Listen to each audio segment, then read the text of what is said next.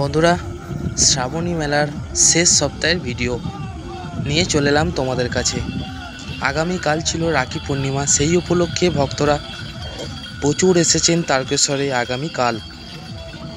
আর আজ হচ্ছে রবিবার। বন্ধুরা, শ্রাবণ মাসের শেষ সপ্তাহের ভিডিও তোমাদের সাথে শেয়ার করছি যতটুকু পেরেছি। বন্ধুরা, দেখতে পাচ্ছ হাজার হাজার ভক্ত আগিয়ে আসছে তারকেশ্বরের উদ্দেশ্যে। শেওড়াফুলি থেকে 42 কিলোমিটার পায়ে হেঁটে এনারা আসছেন তারকেশ্বর ধাম, কারণ একটাই, বাবার মাথায় জল ঢালতে হবে। বহু দূর দূরান্ত থেকে ভক্তরা ছুটে আসছেন তারকেশ্বরের উদ্দেশ্যে। এতটাই জাগ্রত এই বাবা তারকনাথ।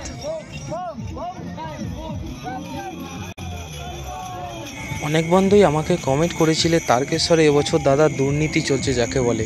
সত্যি আমিও দেখলাম, মাথা পিছু যেমন খুশি করে টাকা নেওয়া হচ্ছে বাবার মাথায় জল ঢালার জন্য। এটা কখনোই ঠিক না,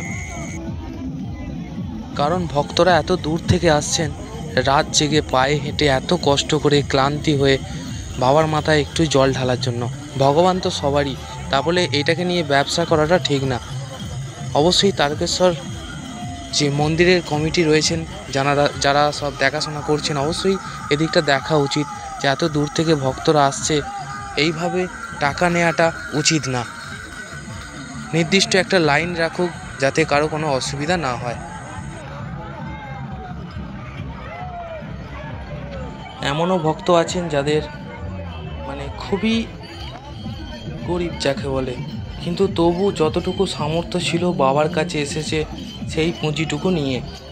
বাঁক যতটুকু পেরেছে সাজিয়েছে, কারণ যেতে হবে তারকেশ্বর বাবার মাথায় একটু জল দেওয়ার জন্য। এতটাই জাগ্রত বাবা, এনাদের মনে বাবা বসে রয়েছেন। ভক্তরা দেখতে পান বাবার সেই রূপ স্বপ্নের আদেশে।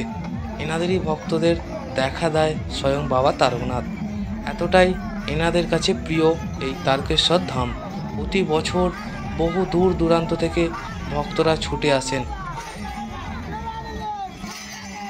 যতটুকু পারলাম তোমাদের সাথে শেয়ার করলাম। বন্ধুরা, যদি ভালো লেগে থাকে অবশ্যই এই ছোট্ট ভিডিওটি বন্ধুদের সাথে শেয়ার করে দিও। এবছরের মতো শ্রাবণী মেলার শেষ মুহূর্তটুকু তোমাদের সাথে শেয়ার করলাম।